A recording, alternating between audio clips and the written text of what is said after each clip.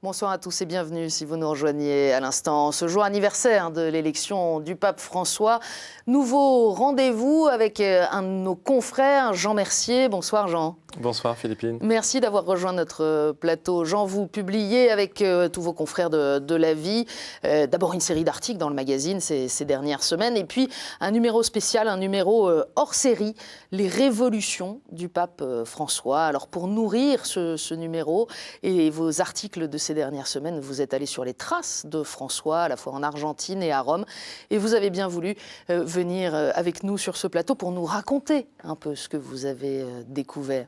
Peut-être qu'on peut commencer par l'Argentine. On a entendu dire déjà depuis un an, depuis son élection, beaucoup de choses sur la simplicité de vie du bonhomme, sur sa proximité avec les habitants. Mais si on revient plus loin encore dans la genèse de François, première chose très anecdotique, grosse déception si on veut voir sa maison natale. Oui, alors si vous allez au numéro 531 de la rue Mambriard, qui se trouve dans le quartier de Flores, vous avez une déception parce que ce n'est pas la maison où il a grandi, où il a vécu. C'est une maison qui a été reconstruite à l'emplacement de la maison originelle, qui est une maison tout à fait moche d'ailleurs, pas très belle en briques, alors que tout autour, vous pouvez voir d'autres petites maisons qui ont plus de charme et qui ressemblent trait pour trait à celle où a vécu Bergoglio avec sa famille. Et donc on est dans une allée, enfin dans une rue ombragée, un peu comme dans nos banlieues finalement de grandes villes. C'est pas un quartier populaire comme moi je me l'étais imaginé. Je pensais qu'il avait vécu dans un immeuble bruyant, avec plein de familles. Non, c'est une petite maison individuelle. Donc finalement le pape il est aussi issu d'une classe moyenne, finalement issu de l'immigration, mais relativement aisée. C'est pas non plus, c'est pas la pauvreté comme celle qui existe aujourd'hui dans les bidonvilles de Buenos Aires. Et voilà. Et donc c'est vrai que ce quartier est impressionnant parce qu'il y a cette très grande église où il a passé de très nombreuses heures, qui ressemble presque à une cathédrale, qui s'appelle l'église Saint-Joseph de Flores, sans doute à l'origine de la dévotion d'ailleurs que le pape a pour Saint-Joseph. Il est très très lié à ce saint. Et puis voilà, et quand vous rentrez dans cette église, à gauche, il y a le premier confessionnal qui se trouve, qui est un beau confessionnal en bois. Et ben, c'est là que sa vie a basculé, puisque le 21 septembre 1953, Jorge Mario aurait dû rejoindre toute une bande d'amis pour faire la fête. C'est le jour du printemps là-bas, et donc les jeunes, ils font la fête. Et puis, je sais pas, il a une idée d'aller se confesser. Il rencontre un prêtre qui n'était pas un prêtre attaché à la paroisse, mais un prêtre de passage. Et puis là, voilà. C'est là qu'il ressent l'appel, en fait. Voilà, il ressent l'appel à devenir prêtre.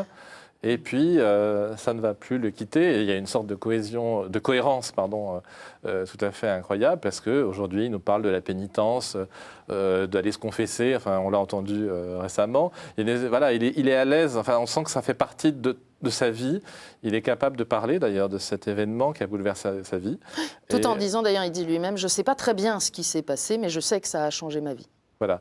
Et puis, je crois que d'ailleurs, ce qui est très intéressant, c'est dans cette devise qu'il a pris, miserando atque eligendo, qui veut dire en me faisant miséricordieux, en me choisissant. C'est-à-dire qu'il a choisi, il a vu dans cette confession, à la fois, il a été choisi, s'est senti choisi comme prêtre, à travers la miséricorde qu'il a ressentie. Donc c'est très fort. Et ce que j'aime bien d'ailleurs chez le pape, c'est cette capacité qu'il a de traduire dans des mots des ressentis très forts de sa vie spirituelle. Alors, dans vos pérégrinations en Argentine, vous avez rencontré beaucoup de monde, vous avez exploré de nombreuses facettes de ces années passées en Argentine par celui qui allait devenir le pape François. Est-ce qu'il y a des témoins qui vous ont plus surpris que d'autres ? Il y a des témoins qui m'ont ému particulièrement. Oui, je pense notamment à ces jésuites qui l'ont connu quand il était leur maître maître des novices, puis ensuite provincial, puis responsable du campus de formation des jésuites, et qui disent combien cet homme a été pour eux un maître au niveau de l'âme. Il les a accompagnés, cette capacité à la fois de débusquer les problèmes qu'ils avaient et puis de les ouvrir à la liberté de leur vie et de leur destin. Et ça, je crois que c'est quelque chose de fondamental chez Bergoglio, cette capacité à la fois quelqu'un m'a dit finalement sa force, c'est qu'il est capable d'écouter les gens. Il est capable de les écouter, du coup, d'ouvrir cet espace de confiance pour eux, où ensuite, voilà, ils vont se livrer et ils vont être capables d'élaborer leur propre liberté. Et ça, j'étais frappé par ces jésuites qui m'ont dit, qui ont maintenant une cinquantaine, soixantaine d'années, et qui ont été formés par cet homme, et qui disent à quel point il leur a apporté dans l'élaboration de leur liberté. Ça, c'est une dimension qu'on le voit exercer aussi aujourd'hui en tant qu'évêque de Rome, en tant que pape. L'éclectisme de ces relations, de ses proches, de ses connaissances est très frappant. Mais oui, parce que quand vous êtes à Buenos Aires, c'est une immense conurbation, hein, c'est beaucoup plus grand que Paris, on est un peu perdu tellement c'est gigantesque. Et vous avez au milieu de cette ville gigantesque, vous avez des bidonvilles qui sont en eux-mêmes des villes. Hein. Donc un bidonville, c'est 45 000, 50 000 personnes entassées dans des conditions absolument effrayantes. Et là-bas, vous avez le prêtre, hein, ou l'équipe de prêtres. Donc ça, c'est le cœur du ministère de Bergoglio quand il était archevêque de Buenos Aires. Il a renforcé ses équipes de prêtres auprès des plus pauvres dans ces bidonvilles. Et quand vous discutez avec ces prêtres, souvent c'est des jeunes prêtres, hein, c'est des hommes qui ont été envoyés par Bergoglio tout de suite après leur ordination, donc maintenant ils ont une quarantaine d'années, extrêmement motivés, extrêmement heureux de dire à quel point les pauvres les enseignent et les enrichissent dans leur vie spirituelle, sacerdotale. Donc ça, on touche le cœur de Bergoglio, mais quand vous discutez aussi avec un homme comme le père Mariano Fazio, qui est responsable de l'Opus Dei en Argentine, bon, l'Opus Dei, a priori, c'est une autre ambiance que les bidonvilles, mais il est aussi très proche de cet homme, donc il a des amitiés très différentes, il va être aussi très lié à des pasteurs évangéliques, avec qui il a prié, avec qui il a eu ce geste magnifique lors d'une grande convention entre charismatiques catholiques et charismatiques évangéliques. Il s'est mis à genoux, il a demandé devant 7000 personnes à recevoir la bénédiction des pasteurs évangéliques. Donc c'est un acte d'humilité absolument magnifique. Et puis, il y a aussi cette amitié avec le rabbin Abraham Skorka. Donc c'est un homme qui a qu'on ne peut pas enfermer finalement dans... Là, vous nous parlez de jésuites, de prêtres, de pasteurs, d'autres confessions, d'autres religions. Est-ce que vous avez rencontré aussi des laïcs, des agnostiques même, qui ont eu des relations avec Bergoglio? Absolument, et notamment un des laïcs que j'ai rencontré, il s'appelle Gustavo Vera, qui est un homme absolument passionnant. C'est un grand gaillard, blond, regard bleu comme ça. Et cet homme a consacré sa vie à la lutte contre la traite, contre l'esclavage, qui est une réalité tout à fait concrète là-bas, puisqu'il y a vraiment des gens qui sont exploités de manière terrifiante. Et cet homme, leur association qui s'appelle La Alameda, c'est des gens qui se sont vraiment mobilisés pour la traite. À un moment, ils ont été vraiment très menacés par la mafia. Et ils se sont dit, ils sont marqués très à gauche, trotskistes, on va dire. Ils se sont dit, on a besoin on a besoin d'aide. Et ils ont entendu dire que Bergoglio lui-même avait dénoncé la traite. Ils ont pris contact avec Bergoglio, non d'ailleurs sans se fâcher avec certains de leurs amis vraiment d'extrême gauche qui disaient « mais vous pactisez avec l'ennemi ». On ne va quand même pas aller voir l'archevêque. Exactement. Ouais. Et ils ont fait une sorte d'alliance, de pacte de soutien. Et Bergoglio a accepté de donner son soutien à ces gens qui luttent contre la traite. Et donc il est venu régulièrement dans leur lieu où il y a une sorte de réfectoire populaire où viennent des gens qui n'ont pas de quoi manger. Donc c'est une sorte de resto du cœur, si vous voulez. Et le pape, enfin à l'époque, il n'était pas pape, le futur pape, venait manger avec ces gens, les rencontrer, discuter avec eux. Et ce fameux Gustavo Vera, hein, qui est le leader de la lutte contre l'esclavage, disait « ma meilleure protection, c'était Bergoglio parce que j'étais soutenu par lui. Et du coup, la mafia m'a laissé tranquille. Et j'ai fait cette rencontre très belle aussi d'une femme qui était une ancienne esclave, on peut dire, hein, travaillant dans un atelier clandestin, dans des conditions horribles, qui a fait la connaissance de Bergoglio, qui lui a demandé de baptiser ses enfants. Et Bergoglio a accepté, il est venu baptiser ses enfants dans le lieu même de son lieu de travail, en disant voilà, il faut rejoindre le peuple là où il se trouve. C'est un témoignage très beau qui montre l'incroyable proximité et facilité avec laquelle il rentre en contact avec les gens, notamment les plus simples et les plus pauvres. Un mot, puisqu'on parle de l'Argentine, on se souvient que dans les tout premiers jours après l'élection du pape François, il y a eu une tentative de polémique au sujet de sa position ou son action pendant la dictature argentine, qui a été dégonflée très très vite. Mais vous avez rencontré aussi des gens qui ont pu témoigner de son action pendant cette période ? Absolument, notamment, j'ai rencontré un très vieux jésuite, qui est en pleine forme d'ailleurs, bien qu'il soit octogénaire, qui est un homme qui s'appelle Juan Carlos Scanone, qui était depuis plus de 40 ans un spécialiste de la théologie de la libération. Et à ce titre-là, il était effectivement très menacé par les autorités militaires qui pourchassaient ces théologiens. Et il a vraiment été très soutenu. Il m'a raconté à quel point Bergoglio l'avait vraiment accompagné dans son chemin. Et puis c'est vrai que j'ai eu aussi d'autres témoignages de personnes comme ça il est allé voir, notamment une personne qui était responsable d'un centre de détention, ou enfin d'une prison ou d'un poste qui risquait de tuer quelqu'un. Et il est allé lui dire carrément, si vous faites ça à cette personne, sachant qu'elle est parfaitement innocente, vous risquez d'aller en enfer. Voilà. Et ce tensionnaire qui était catholique a eu peur et du coup a libéré ce jeune homme qui était qui a pu ensuite quitter l'Argentine. C'est des choses, c'est des petits événements comme ça, mais qui ont évidemment une importance colossale parce qu'il a vraiment sauvé des gens. Là, il pouvait. Donc il s'est vraiment investi. Vous nous avez parlé des jeunes jésuites que lui a eu à connaître quand ils étaient jeunes, mais globalement, dans la compagnie de Jésus, là-bas, quel souvenir a laissé Bergoglio comme provincial ? Alors, il a laissé un souvenir complexe. C'est-à-dire que Bergoglio est une personne, finalement, comme on le voit aujourd'hui, qui a une personnalité très forte, qui établit des contacts personnels très forts avec les gens. Et donc, j'ai envie de dire, c'est un peu... Il y a des gens qui aiment ça et des gens qui n'aiment pas ça parce qu'ils ont l'impression qu'ils sont pris dans une relation trop intense.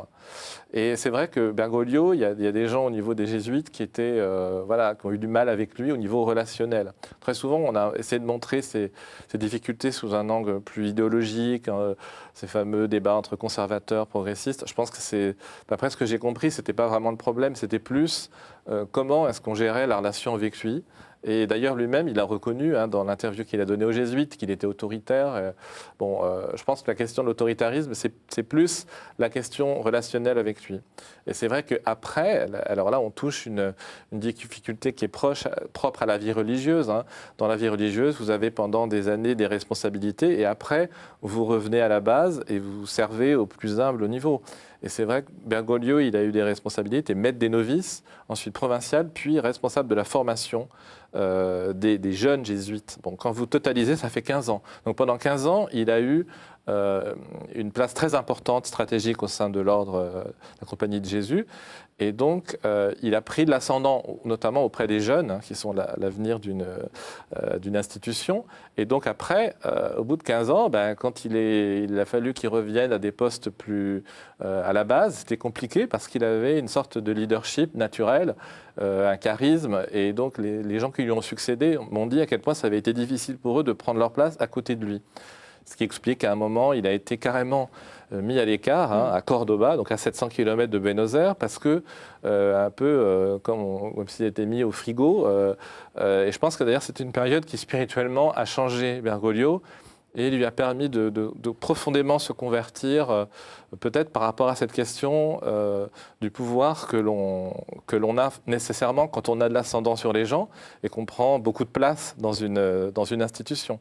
Et je crois que ce moment-là a été ensuite très important parce qu'il a décidé, je crois à ce moment-là, d'avoir un profil bas Et d'ailleurs, pendant toute sa période d'archevêque de Buenos Aires, à la fois, il a cette capacité de relationnel dont je vous ai parlé, hein, avec les gens des bidonvilles et les plus simples, et puis des gens très différents de lui, mais en même temps, profil bas, donc ne souriant pas, aucune séduction, enfin vraiment le côté austère, voilà. Et c'est intéressant parce que je pense qu'effectivement, il a été un jeune jésuite, on va dire, très charismatique, un responsable jésuite charismatique, et puis en tant qu'archevêque de Buenos Aires, il a adopté ce profil beaucoup plus réservé, timide, voilà, qui n'a plus aujourd'hui, hein, puisqu'on le voit en tant que pape, il est absolument explosant. Oui, avec une vraie transformation, parce que de fait, entre le visage parfois sévère qu'on peut voir au pape François, et puis la manière dont il se transforme au contact des personnes, il y a deux faces de la médaille, voilà. Visuellement en tout cas. Alors, effectivement, beaucoup de gens que j'ai rencontrés en Argentine m'ont dit qu'ils étaient absolument stupéfaits de la métamorphose de Bergoglio, devenu comme s'il y avait une libération en lui de choses qui étaient en attente, voilà. Et puis là, qui se sont mises à exploser. Mais moi, ce qui m'a impressionné, enfin, dans l'enquête que j'ai pu faire aussi bien à Rome qu'en Argentine, c'est l'intelligence exceptionnelle de cet homme et sa capacité à établir des contacts avec des gens très différents de lui. Et ça, on le voit aujourd'hui à Rome, c'est une sorte d'apothéose, si je puis dire, de ce point de vue-là. Alors, on le voit aussi dans son mode de gouvernement. Vous avez, après l'Argentine, passé beaucoup de temps à Rome, et puis depuis un an, de fait, nous sommes plusieurs à avoir passé beaucoup de temps à Rome pour découvrir comment fonctionne ce pontificat. Et c'est un fonctionnement tout à fait nouveau. C'est un fonctionnement nouveau. Parce que je pense que notre pape, enfin, il a une vision extrêmement claire de ce qu'il veut faire. Et aussi parce que cette vision lui a été donnée pendant le conclave. Enfin, il a été élu. Il y a un mandat aussi des Voilà, il y a un mandat oui. de rénovation, de réforme, de tourner une ère, pas tellement par rapport à Benoît XVI, mais plus par rapport à des fonctionnements et des dysfonctionnements qui sont apparus évidents. Et donc, changer aussi de culture, je pense, une sorte de culture italienne qui était devenue très prégnante au sein du Vatican. Et aujourd'hui, je pense qu'effectivement, avec cet Argentin, il y a une page qui se tourne dans la manière d'envisager des logiques de pouvoir au sein de ce grand ensemble du Vatican, et puis aussi de s'attaquer à des questions difficiles, hein, déjà qui avaient été commencées par Benoît, c'est-à-dire la question financière. Là, on voit des décisions qui ont été prises récemment de rationaliser, de professionnaliser la manière dont on va à la création d'un secrétariat à l'économie. Maintenant, quand on dit ça, on dit mais c'est évident, pourquoi est-ce qu'ils ne l'ont pas fait plus tôt? Ben oui, ça n'existait pas. Donc c'est vrai que c'est des choses qui sont proprement révolutionnaires. Je crois que le mot, on peut le dire, même si elles paraissent évidentes. C'est le titre, en tout cas, que la vie a retenu pour ce hors-série, les révolutions du pape François. On a bien vu dans sa manière d'habiter à Sainte-Marthe, de continuer à rencontrer plein de gens il ne voulait pas être otage de la machine. Est-ce qu'à vos yeux, il y parvient ? Je pense qu'il y parvient tout à fait. Et notamment parce que, d'après ce que j'ai cru comprendre, donc, sa logique, ce n'est pas de casser la curie, c'est de l'assainir. Et donc, pour ce faire, il a créé son propre réseau de personnes de confiance, avec des gens dont il sait qu'ils ont la capacité d'influer là où ils sont. Et donc, c'est pas une sorte de cabinet officiel, c'est une sorte de cabinet un peu qu'on arrive à identifier, parce qu'on voit les gens avec qui il travaille le plus aisément. Hein. Donc, il y a quelques personnes très proches du pape. Il y a quelques personnes très proches du pape, hein, qu'on peut nommer, mais avec qui vraiment, je pense, il a décidé de... Alors, qui, par exemple ? Eh ben, par exemple, pour tout ce qui concerne, je pense, les affaires internes au Vatican, il y a le cardinal Bertello, hein, qui est chef du gouvernorat, des personnes qui connaissent très bien, qui connaissent bien la machine. On voit le Maltais Alfred Zereb, hein, qui vient d'être nommé numéro 2 de ce fameux secrétariat à l'économie. Le cardinal Pell, hein, australien, archevêque de Sydney, qui va piloter hein, cette grande réforme autour des finances, mais aussi, on va dire, une personnalité très importante, le cardinal Torrent, hein, qui, à mon sens, est un des hommes sur lequel s'appuie le plus François, notamment parce qu'il sait que Torrent est un homme parfaitement intègre, un très grand serviteur, des compétences extraordinaires. Et donc, voilà, il s'appuie sur ces hommes. Et on a vu de fait qu'il a renouvelé la totalité de la commission des cardinaux qui suivait Lior. Et le seul survivant, si on peut dire, dans cette commission, c'est le cardinal Torrent. Il y a des proches qui sont choisis aussi par François dans les tout nouveaux cardinaux créés en février.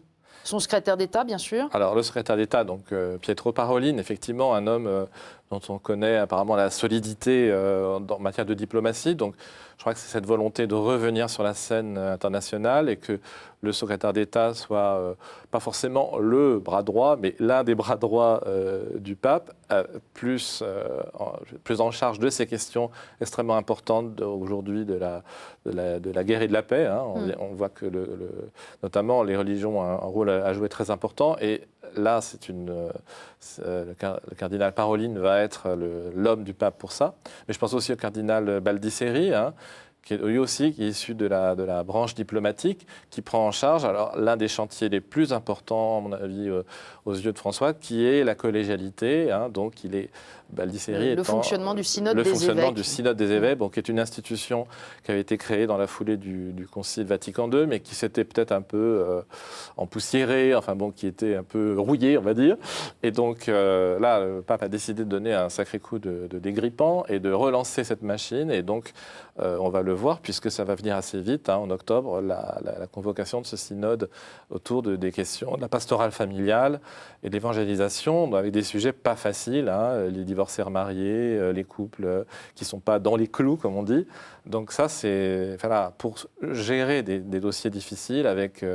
Vous attendez avec beaucoup d'attention comment ça va se dérouler maintenant que, en quelque sorte, le pape François a soulevé le couvercle? Ben oui, parce que c'est des questions quand même qui sont très importantes pour les catholiques eux-mêmes, mais aussi qui ont parce qu'on parle de sexualité, de famille, de couple, forcément dans l'univers médiatique, ça peut prendre des proportions importantes aussi.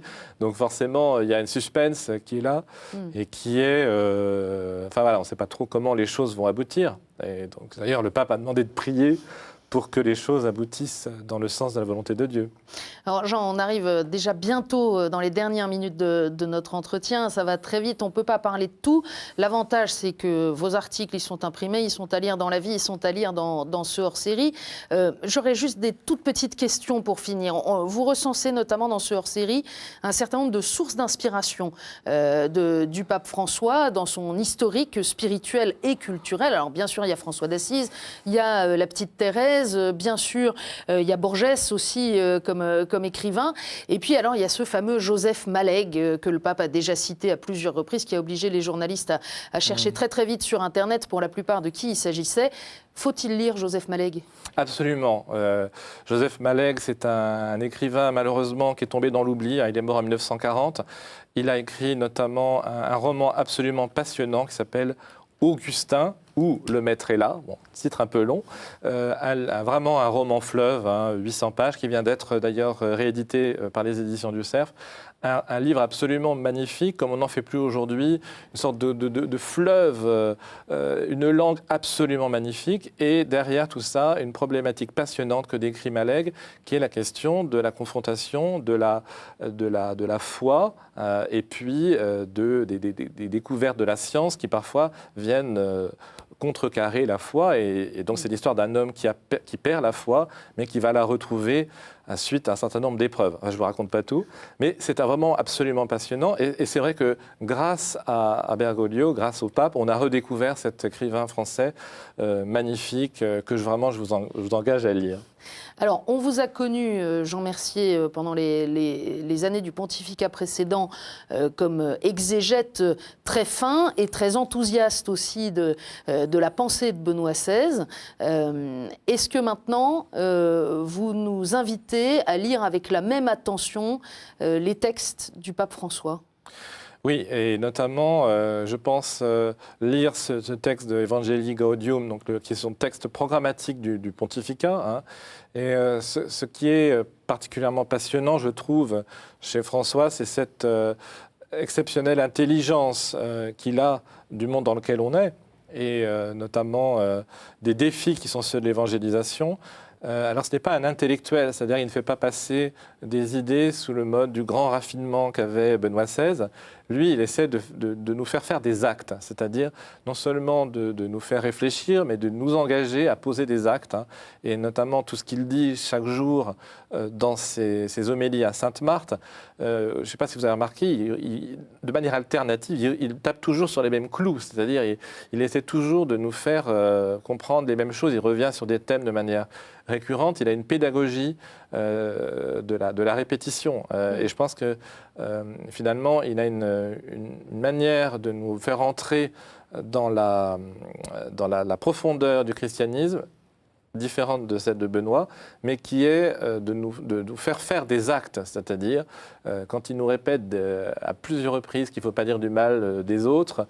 Bon, c'est vrai que ça met du temps à ce qu'on puisse se faire entrer ça dans la tête, et il a cette pédagogie très importante. Et on retrouve ce maître spirituel que vous décriviez au début de notre entretien, qui est aussi un animal politique, on le voit bien, et manifestement un chef et un serviteur pour l'Église. Merci beaucoup, Jean, d'être venu partager quelques minutes sur notre plateau. On peut vous lire, bien sûr, chaque semaine, ou presque dans La Vie, et retrouver surtout ces dernières semaines le récit de vos rencontres argentines. Et puis, bien sûr, dans ce hors-série, les révolutions du pape François qu'on trouve en kiosque encore pendant au moins un mois. Mais dépêchez-vous, parce que je ne sais pas s'il en restera. Oui, c'est de la publicité, mais qu'est-ce que vous voulez? Quand ça le mérite, il ne faut pas hésiter. Merci donc, Jean, d'être venu sur ce plateau. Merci à tous ceux qui nous ont permis de le réaliser. À très bientôt.